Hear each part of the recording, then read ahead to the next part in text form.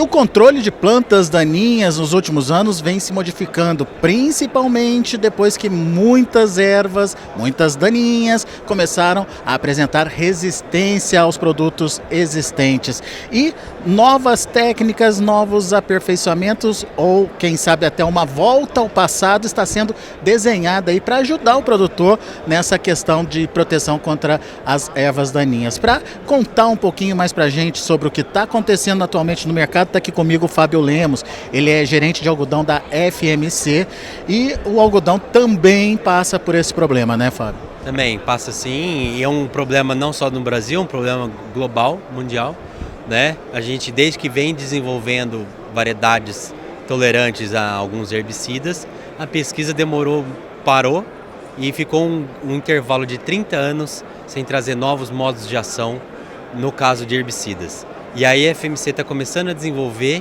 e lançar novos produtos e novos modos de ação. Então o primeiro produto é um modo de ação novo, mas a gente está trazendo para a cultura do algodão e outras culturas no Brasil.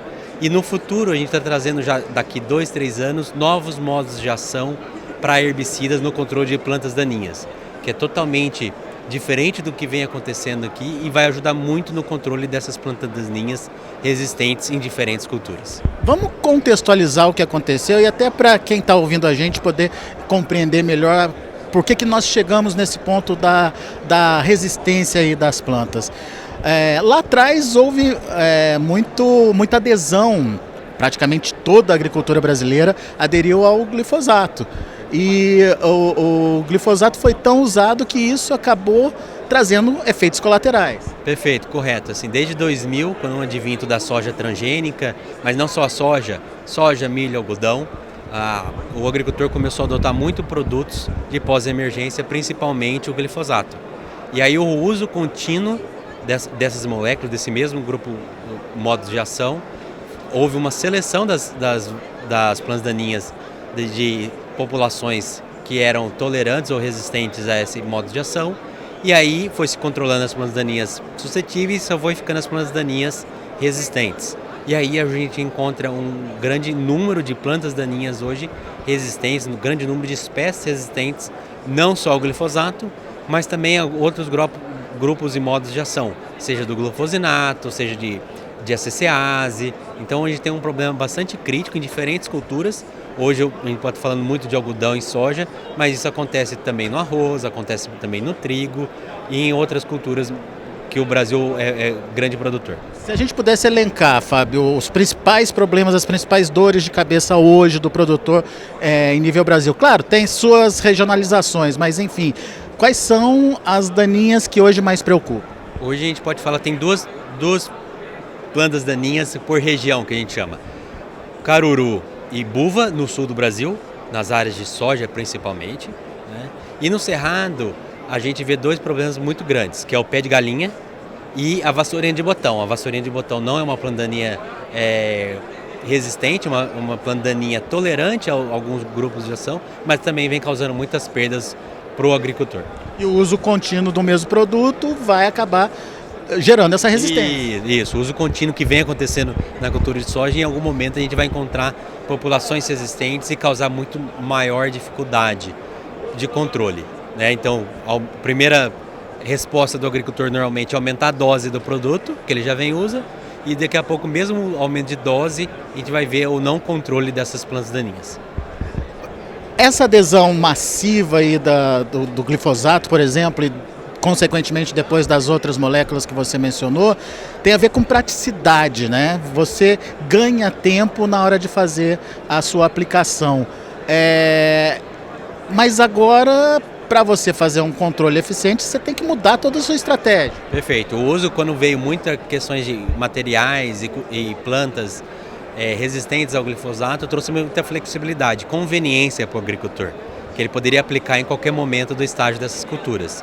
Só que nesse momento a gente entendeu que mesmo com essas atividades, usando o mesmo grupo, você não está controlando a planta daninha. E aí nesse momento ele está tendo que voltar, a volta dos que não foram, que a gente brinca, voltar aos pré-emergentes, que são uma classe de herbicidas que controla a planta daninha ainda em semente, ou quando ela recém emergir. E aí vai ter um efeito e vai proteger as plantas, as culturas, contra essa mata competição inicial. Então a gente está vendo isso, esse aumento da adoção de pré-emergentes em todas as culturas, né? Muito soja, milho e algodão. Dá um dado, ultimamente, em 2 anos atrás, a adoção de pré-emergente em algodão era por volta de 50% da área, hoje a gente já estima que está acima de 70%. Então cresceu mais de 50% a adoção de pré-emergente, muito devido ao problema das plantas daninhas resistentes. Agora, é importante esse controle inicial, é importante começar a produção no limpo, como o produtor diz. Isso vai evitar perdas já no início da lavoura? Perfeito. A implantação de qualquer cultura e o começo inicial dessa cultura no limpo é fundamental para a proteção da produtividade, para a proteção do potencial produtivo dessas culturas. Então é fundamental que a aplicação seja feita. Muitos dos produtos, a aplicação é feita logo após o plantio e aí o produto já protege essa cultura logo que ela for emergir contra a perda potencial da planta daninha. A mato competição é feroz ali, tem perdas efetivas na produção e na produtividade final da lavoura. Não, perfeito. A perda é efetiva em todas as culturas, muito depende da população, do número de plantas por metro quadrado e do momento em que essa competição acontece. Mas perdas produtivas de 10%, 15% do potencial produtivo são frequentes na hora que você compara uma área tratada com um herbicida pré-emergente versus uma área testemunha que só faz o controle de pós-emergente. E olhando para essa necessidade do produtor de ter essa área limpa no início do plantio, vocês estão trazendo aí um produto novo no mercado? Isso, a gente está trazendo um produto novo, uma molécula nova de herbicida, né, de um modo de ação que já existia, a gente só tinha um produto, um ativo com esse modo de ação, a gente está trazendo um segundo ativo desse modo de ação, e é um modo de ação novo para algumas culturas, como o trigo, por exemplo, mas é uma molécula nova na cultura, por exemplo, do algodão, que pode trazer flexibilidade, controle e prevenção, proteção desse potencial produtivo. E qual que é o alvo principal aí dessa molécula? O alvo principal desse produto são as plantas daninhas folha estreita, que a gente chama, as gramíneas, principalmente pé de galinha amargoso, e algum controle em algumas folhas largas, como picão, beldroega, por exemplo. Agora, o produtor, quando faz esse tipo de aplicação, pensa muito na questão da fito, né? O que ele tem que entender e principalmente como é que o produto de vocês atua nessa situação? A gente tem diversos produtos pré-emergentes na cultura do algodão. Alguns têm risco potencial de fito, outros não. O que a gente está trazendo, ele tem uma seletividade para a cultura, então não existe risco de fitotoxicidade. E isso faz com que a planta desenvolva, consiga emitir novas folhas, desenvolver raiz e assim crescer e proteger esse potencial produtivo. E sem necessidade de antecipar muito a aplicação antes do plantio? A aplicação não tem que ser antes do plantio, é necessário sim fazer uma boa dessecação para uma implantação e um plantio no limpo, não do algodão, por exemplo, e aí a aplicação é logo depois do plantio. E aí você já tem a proteção em um residual acima de 30 dias, que vai te dar fôlego, vai te dar flexibilidade operacional para você controlar as plantas daninhas no algodão durante todo o ciclo. Fábio, vamos tecnicamente falando, o que difere, né, essa molécula das moléculas já existentes? Enfim, por que as plantas daninhas, e principalmente as folhas estreitas, elas não resistem aí à aplicação desse produto? Acho que tem um primeiro ponto, é o segundo ativo do mesmo modo de ação, inibidor de carotenoide.